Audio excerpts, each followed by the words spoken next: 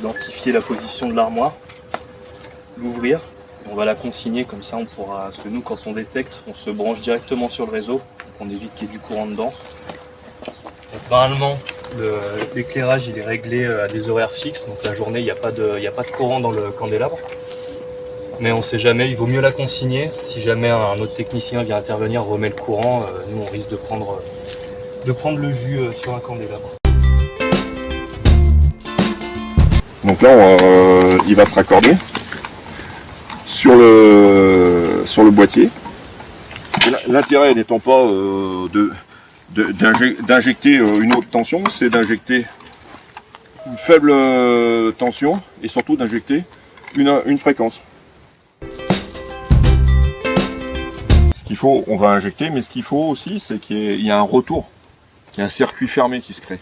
Donc, on plante un piquet de terre, donc il va, lui, injecter sur le câble, et il va se brancher au piquet de terre. Et en fait, en retournant jusqu'au bout, au bout, il y a aussi une mise à la terre de l'armoire, normalement. Il y a un retour qui se fait par le sol, malgré la distance.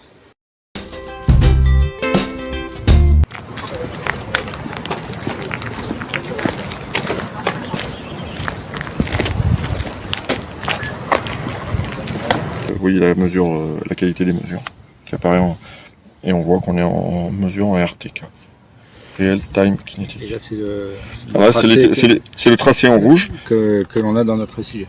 Et c'est le tracé qui sera reprojeté dans le SIG.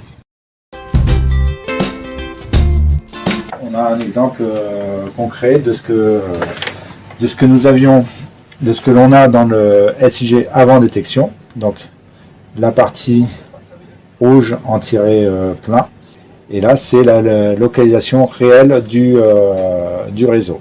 Donc on constate que notre réseau tel qu'il était représenté avant, eh ben, il n'était pas bien localisé, et c'est tout l'intérêt de la détection, c'est de pouvoir localiser précisément notre réseau, et donc de permettre aux entreprises qui interviennent à proximité de notre réseau d'éclairage public d'être en sécurité quand elles creusent, et de creuser au bon endroit et pas sur notre réseau.